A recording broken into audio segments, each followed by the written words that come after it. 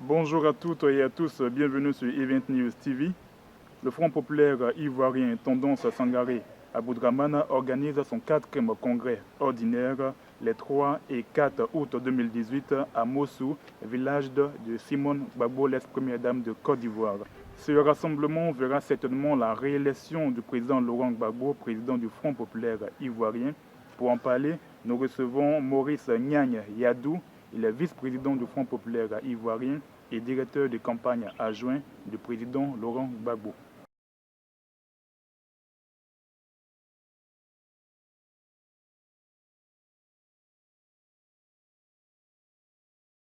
Le choix de Mossou comme site de l'organisation du 4e congrès ordinaire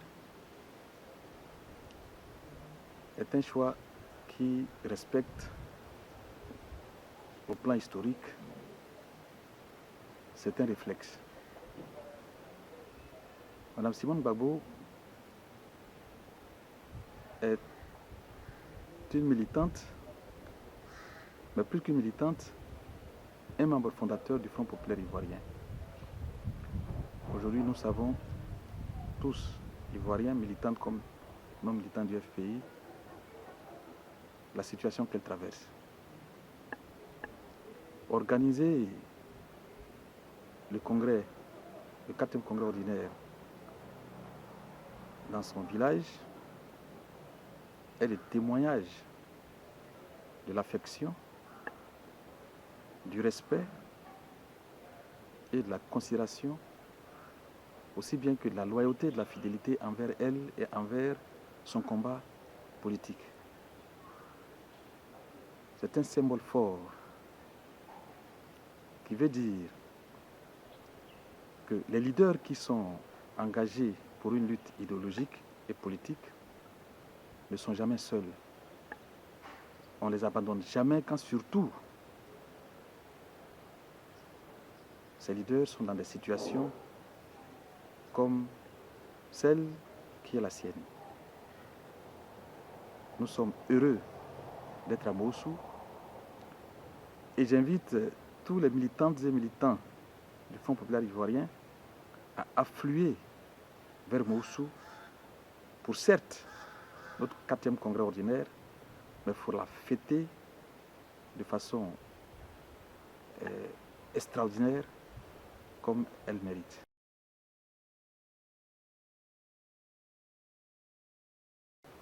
Notre mission, c'est d'informer les militantes et les militants que, après le congrès historique de clarification du 31 avril 2015,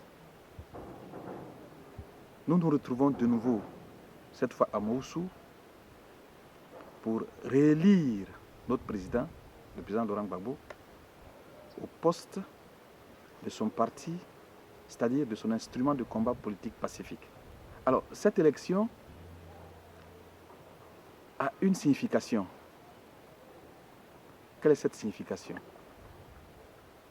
D'abord, le FPI et ses membres, militants comme sympathisants, restent dans la cohérence et dans la constance. En remettant l'instrument de son combat politique à son fondateur, nous voulons montrer au monde que nous ne trahissons pas.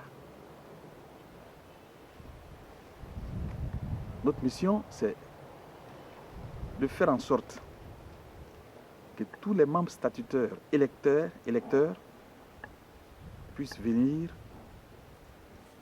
plébisciter notre leader.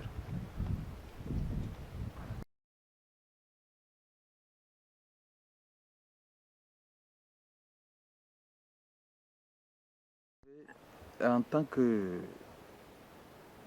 directeur de campagne adjoint, il n'est pas de mon ressort de répondre à une telle question.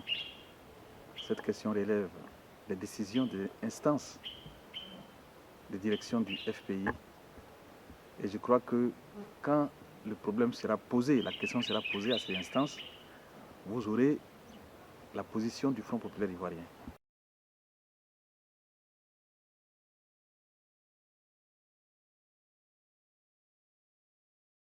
Cette question, je vais répondre à cette question avec beaucoup de précision. Et je suis à l'aise pour répondre à cette question. D'abord, vous faites bien de dire que vous qui êtes des observateurs extérieurs, mais nous qui sommes de l'intérieur, les acteurs, nous pouvons dire d'emblée qu'il n'y a pas deux FPI. Il n'y a qu'un seul FPI, celui que dirige le président Gbagbo Laurent et dont l'intérim est assuré par notre premier vice-président, Aboudraman Sangaré. Maintenant, vous parlez de congrès unitaire. Vous savez, tout parti sérieux est fondé sur des tests. Et ce sont les tests qui définissent la doctrine, le projet de société, d'où découle le programme de gouvernement. Il s'est trouvé qu'en 2015,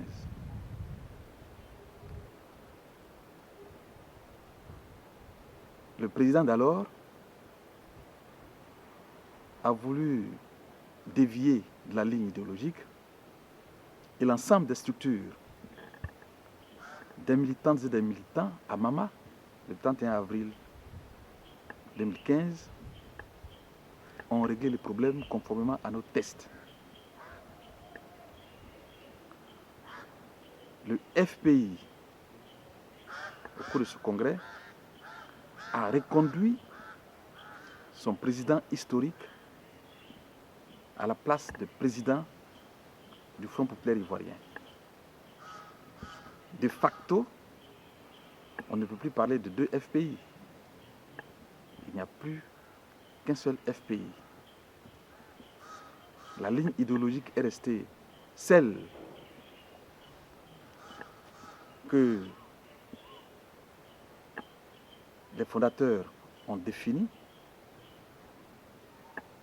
et qui aujourd'hui nous permet d'avancer. Mais vous savez, il faut qu'on s'instruise et ça nous permettra d'user de toute notre intelligence. Dans l'histoire des peuples et surtout des partis politiques, ce n'est pas la première fois. Je donnerai par exemple l'exemple d'un parti de gauche européen, le Parti communiste italien, fondé par Gramsci, après la chute du mur de Berlin, a éclaté en deux groupes.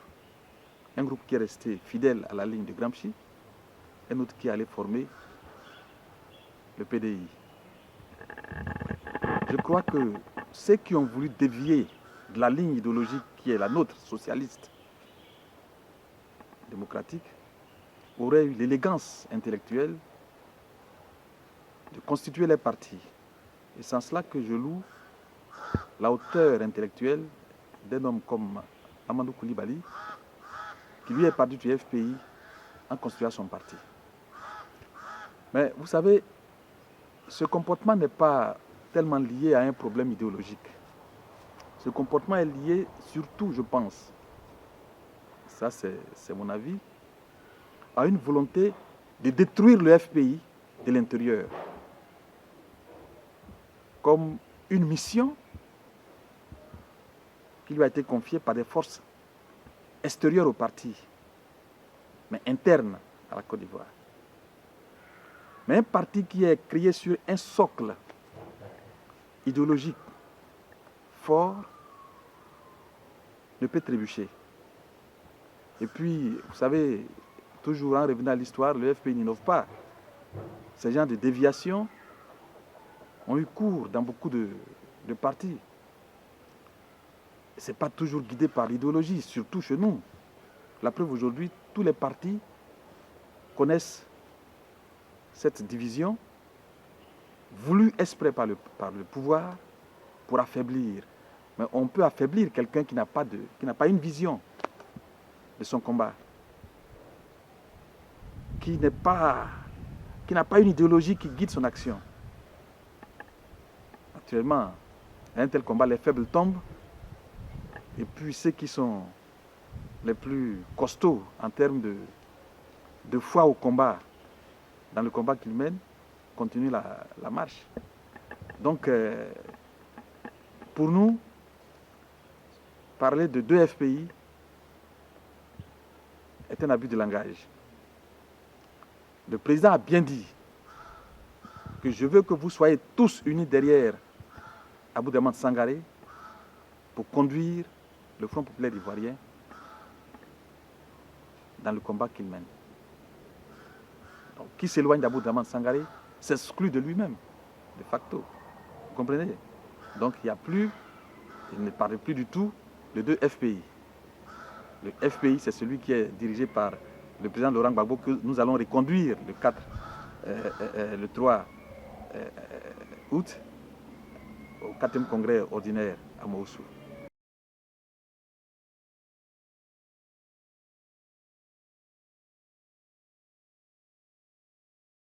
Le président Gbagbo est un homme d'État, un grand homme d'État. Et en son temps, quand il sera enfin libéré des entraves qui le maintiennent à la haie, dans sa magnanimité, il mobilisa son parti pour donner une réponse idoine à la question des alliances. Pour le moment, nous devons faire preuve d'empathie pour lui et faire en sorte qu'il sorte de là. Il ne mérite pas d'être là où il est. Tous les Ivoiriens, y compris même ceux du PDCI, doivent avoir cette posture d'empathie vis-à-vis de lui, pour qu'en tant que fils de ce pays, fils illustre de ce pays, il puisse nous revenir. Et alors seulement, sous son leadership effectif, toutes les questions peuvent être débattues, puisqu'il s'agira de sauver un pays, de sauver une nation.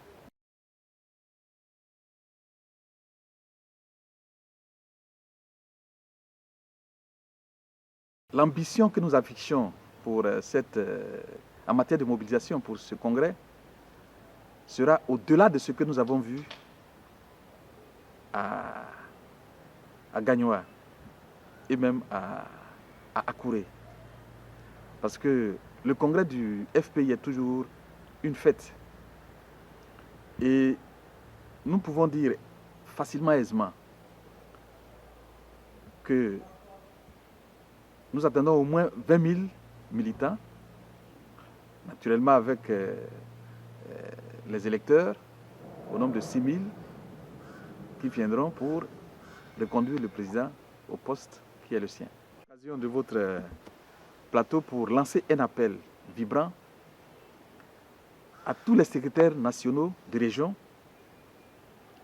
à tous les fédéraux, à tous les secrétaires généraux de section, de mobiliser les électeurs statutaires pour qu'ils viennent faire leur devoir, mettre le bulletin dans l'urne. Et il y aura des images pour qu'on voit que par fédération, les gens s'alignent pour aller voter. On va les appeler et par fédération, ils passeront voter. Pour prouver au monde et à la cité que c'est par un plébiscite que notre président sera réélu au poste de président du Front populaire ivoirien.